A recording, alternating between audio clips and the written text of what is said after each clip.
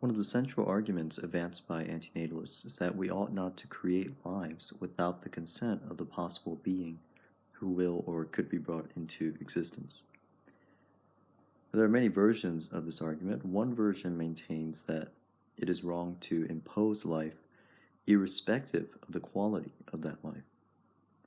On this view, even if life contained no pain, no disvalue at all, it would still be wrong to create life, in virtue of the fact that this is done without the consent of the potential being in question.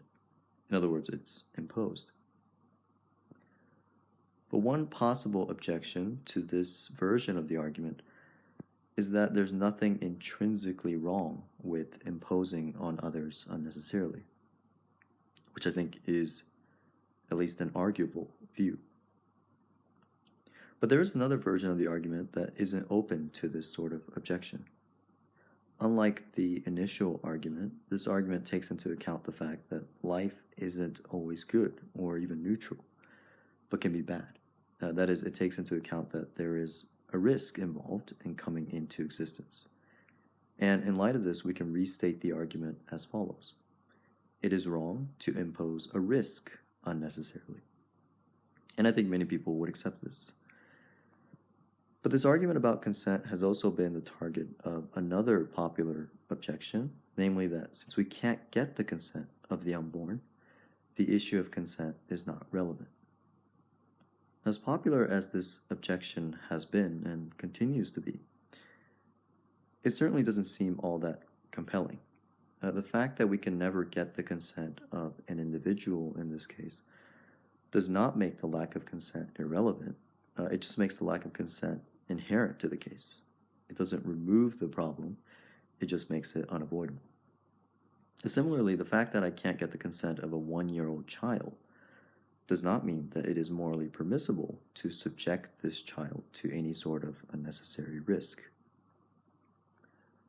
Still, others have dismissed the argument as absurd, claiming that the argument amounts to demanding something impossible, namely getting the consent of the not yet existing being.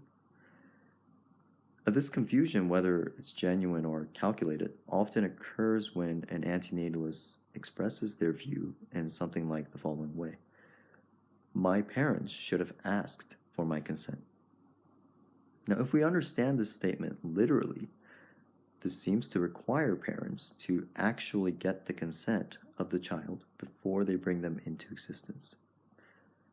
And some have understood it this way.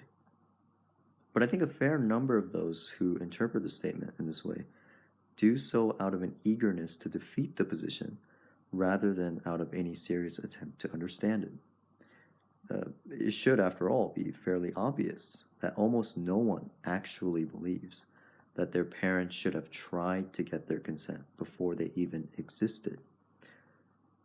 This example, incidentally, illustrates the importance of what's referred to sometimes as the principle of charity, according to which we should interpret others' statements in a way that makes them most sensible or most compelling.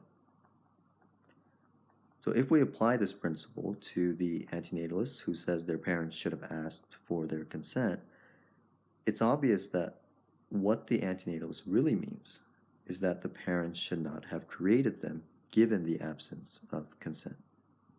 Now, of course, it is true that we should seek to remove ambiguities when explaining our views to others, especially to those who disagree with us. But we as listeners must also do our part in giving the speaker the benefit of the doubt. That is, not assume that our opponent is completely irrational. In other words, we should make an effort to truly understand opposing views before attempting to criticize them. If, on the other hand, we seek to criticize others' views before seeking to understand them, we often attack a mere parody, or if you like, a straw man, of others' positions or arguments. And this is a sure way to make conversations like these unprofitable.